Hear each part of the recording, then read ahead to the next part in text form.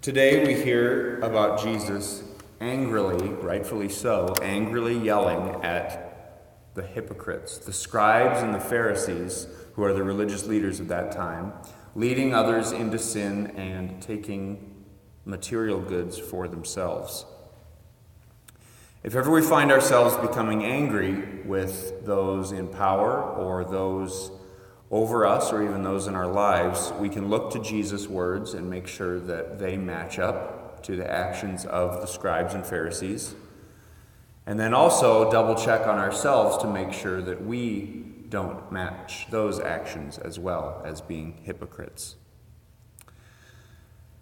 Today is the feast of Saint Monica, and she is the mother of Saint Augustine. Augustine is one of probably the greatest philosopher saint next to Thomas Aquinas, one of the greatest theologians, one of the greatest orators, and one of the greatest men in the Christian faith below the apostles. But every great man stands on the shoulders of an equally great mother. Saint Monica is famous for her devotion and her prayer for her son. Even though St. Augustine was one of the greatest saints, he was beforehand one of the greatest sinners.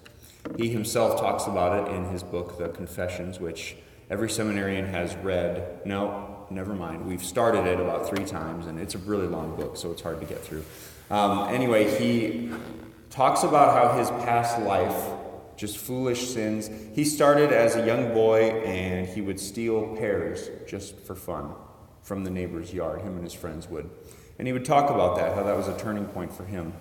And continuing to go through his life of different debaucheries, and he fathered a child. And he basically rose through the ranks of a famous kind of philosopher, orator, debater.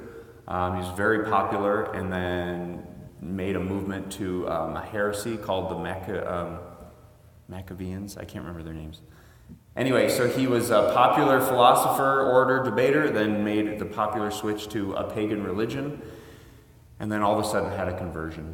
And so all this power, all this incredible story wrapped up in Augustine comes from his mother, I believe. She had this crazy belief in this thing called the resurrection. She prayed for her son every day. She, a good, faithful Christian woman, watched her son going down a dark path and never stopped praying for him. She prayed for him every day, committed herself to devotion, fasting, and prayer, so that he might one day see God's light. And he did in this lifetime. But what her example reminds me of is to never, never, never give up on your kids. Never, never, never give up on the church. Never, never, never give up on each other. Because that's what Christ, being killed and dying, cold and dead in the grave, all hope is gone, and then being raised again on Easter Sunday. That is the resurrection that Monica believed in, and that is the resurrection that she committed herself to as she prayed for her son every day. And so even if we see these scribes and Pharisees in our lives, I'm not pointing at anyone in general. You can fill in the blank of who you want to put in there. If we see the scribes and Pharisees and hypocrites of our lives, we need to never, never, never give up on them as well.